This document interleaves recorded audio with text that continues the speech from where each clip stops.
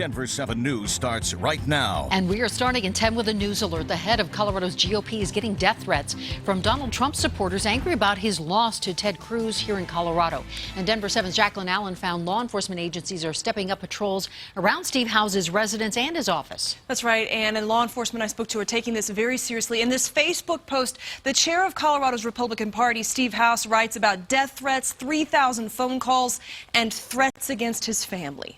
When Ted Cruz won all of Colorado's delegates last weekend, Trump's message was clear. This is a crooked system. These are dirty tricksters. Oh, it's rigged. And the fallout has been fast. I've heard from a lot of Trump supporters in the last 24 hours. The chair of the state's Republican Party, seen here on Politics Unplugged Sunday, could not speak on camera tonight because of safety concerns after multiple emails and calls threatening his life. He said, I need you to do me a favor. Get your gun, put it in your mouth, pull the trigger. I'll call you back in 2 minutes.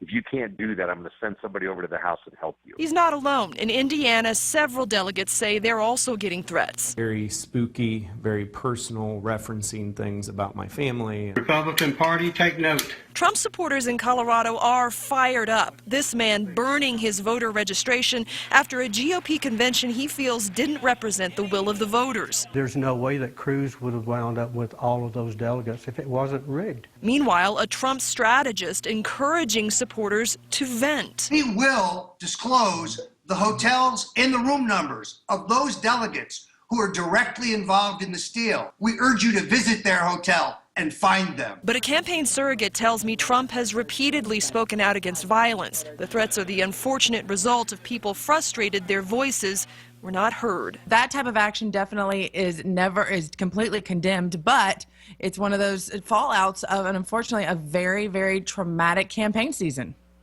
Now, a group called Colorado Votes Matters is now organizing a protest Friday afternoon at the state capitol to show what they call the vast number of voters not represented by those 34 Cruz delegates, and they also want to get rid of caucuses and bring primaries back to Colorado. Jaclyn Allen, Denver 7.